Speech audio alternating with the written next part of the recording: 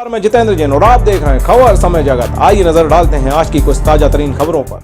भोपाल कांतिलाल भूरिया के बयान पर पलटवार करते हुए चिकित्सा शिक्षा मंत्री विश्वास कैलाश सारंग ने कहा है कि कांग्रेसी राम मंदिर बनाने का विरोध करते हैं, भगवान राम के अस्तित्व पर प्रश्न चिन्ह लगाते हैं। सालों से कांग्रेस इसी गुंताड़े में घूमती रही कि अयोध्या में श्री राम का मंदिर ना बने। राम सेतु को तोड़ने का षड्यंत्र कांग्रेसियों ने किया। कपिल सिब्बल जैसे कांग्रेस के नेताओं ने, जो अपने आप को बहुत बड़ा वकील कहते हैं, उन्होंने हलफनामा दिया कि इस देश में राम का अस्तित्व नहीं हुआ।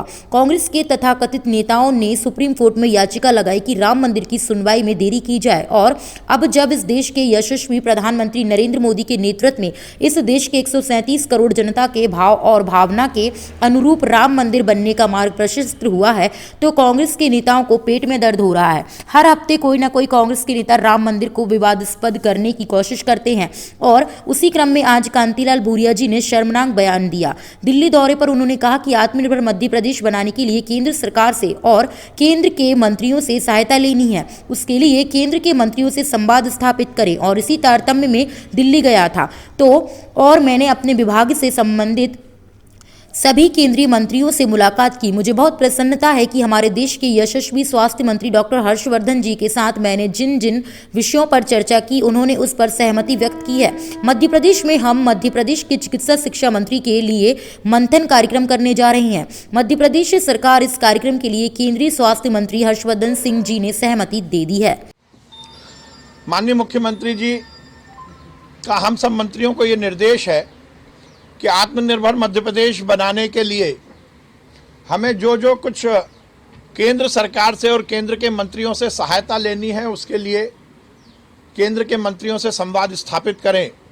और इसी तारतम्य में मैं दिल्ली गया था और मैंने अपने विभाग से संबंधित सभी केंद्रीय मंत्रियों से मुलाकात की।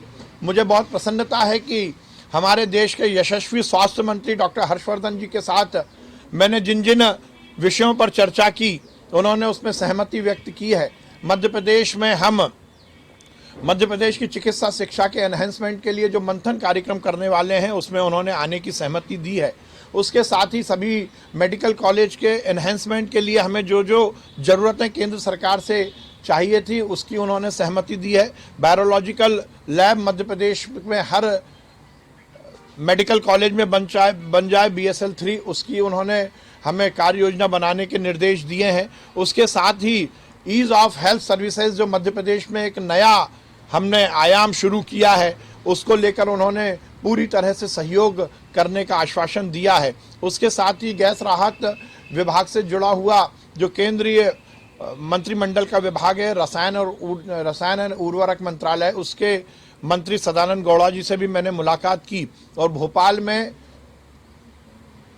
गैस का स्मारक बन सके और उसके लिए आर्थिक मदद केंद्र सरकार से मिले, उसकी सहमति सदानंद गौड़ा जी ने दी है। उसके साथ ही हमारी गैस पीड़ित कल्याणी बहनों की पेंशन फिर से शुरू करने का हमने केंद्र सरकार से अनुरोध किया है, उस विषय में भी उन्होंने हमें आश्वासन दिया है।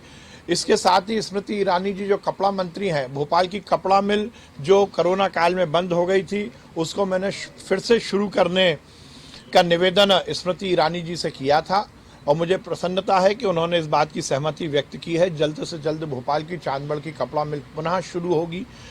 पीयूष गोयल जी जो रेल मंत्री हैं, उनसे मैंने मुलाकात की थी और भोपाल के जो हमारे ROBs में जो जो दिक्कतें हैं, उसको लेकर उनसे मैंने निवेदन किया था। मुझे बहुत प्रसन्नता है कि पीयूष गोयल जी ने तत्काल भोपाल और इस क्षेत्र के रेलवे अधिकारियों से को निर्देश दिए थे और आज 1:30 बजे DRM और नगर रेलवे के सभी उच्च अधिकारी के साथ मेरी मीटिंग है।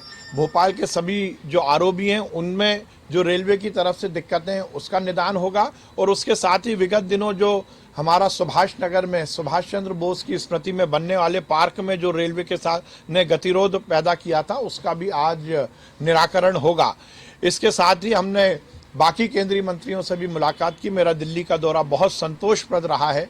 हमने राजनाथ सिंह जी से मुलाकात की। संजीव नगर से लाल घाटी को जोड़ने वाले जो मार्ग में सेना की तरफ से जो आपत्ति है, उसके निराकरण का हमने अनुरोध किया। मुझे बहुत प्रसन्नता है कि उसमें भी हमें सफलता मिली है। मेरा दिल्ली का दौरा बहुत सफल रहा है। नेहरू परिवार और उनके तथाकथित वंशज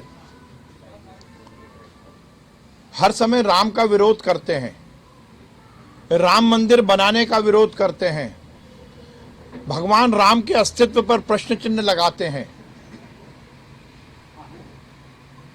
सालों से कांग्रेस इसी गुंताड़े में घूमती रही कि अयोध्या में श्री राम का भव्य मंदिर ना बने। राम सेतु को तोड़ने की षड्यंत्र कांग्रेसियों ने किया। कपिल सिब्बल जैसे कांग्रेस के नेता जो अपने आप को बहुत बड़ा वकील कहते हैं, उन्होंने हलफनामा दिया कि इस देश में राम का अस्तित्व नहीं हुआ। कांग्रेस के तथाकथित नेताओं ने सुप्रीम कोर्ट में इस बात की याचिका लगाई कि राम मंदिर की सुनवाई में देरी की जाए। और अब जब इस देश के यशस्वी प्रधानमंत्री नरेंद्र मोदी जी के नेतृत्व में इस देश में हम सब और इस देश के 137 करोड़ जनता के भाव और भावना के अनुरूप राम मंदिर बनने का मार्ग प्रशस्त हुआ है, तो कांग्रेस के नेताओं के पेट में दर्द हो रहा है। हर हफ्ते कोई ना कोई कांग्रेस के नेता राम मंदिर को विवादास्पद करने की कोशिश करता है, और उसी क्रम में आज कांतिलाल भूरिया जी ने शर्मनाक बयान दिया है। ये कांग्रेस के नेता वही हैं जिनकी 15 महीने की सरकार में उनके ही वन मंत्री उमर सिंगार ने ये इल्जाम लगाया था कि ये तथाकथित नेता शराब माफियाओं को संरक्षण दे रहे हैं। आज राम के नाम को बदनाम करने की कोशिश कर रहे हैं। और मैं यहाँ पर स्पष्ट करना चाहता हूँ कि राम मंदिर बनाने के जन जागरण में केवल भारतीय जनता पार्टी नहीं लगी, इस देश का वो करोड़ों हिंदू मानस लगा है जो चाहता है कि अयोध्या में जहाँ राम का जन्म हुआ है वहाँ पर श्री राम का भव्य मंदिर बन जाए। ये चंदा वसूली नहीं है। कांतिलाल भूरिया जी की मानसिकता पर मुझे शर्म आती है कि एक बड़े अभियान को वो चंदा वसूली अभियान कह रहे हैं। मुझे शर्म आती है और इस बात पर आश्चर्य होता है कि वो इतने सीनियर नेता कैसे हैं। ये केवल और केवल कांग्रेस की मानसिकता है। ये चंदा वसूली नहीं है कांतिलाल भूरिया जी, ये हम सबकी कार सेवा है उस महाअभियान में जिसके माध्यम से राम मंदिर बनने वाला है। श्री राम का जन्म स्थान, वहां पर मंदिर बनने का ये महाअभियान, और उसमें हम सब जुड़ना चाहते हैं। इस तरह कांग्रेस के नेता केवल और केवल राम का विरोध कर रहे हैं, ये भाजपा का विरोध नहीं कर रहे। इस अभियान में केवल भाजपा नहीं लगी, इस देश का करोड़ों करोड़ों हिंदू लगा है। ये हिंदुओं का अपमान किया है कांतिलाल भूरिया ने, ये श्री राम का अपमान किया है कांतिलाल भूरिया ने। भोपाल से खबर समय जगत के लिए संवाददाता शक्ति भारती की report. For latest news, subscribe to our channel and press the bell icon.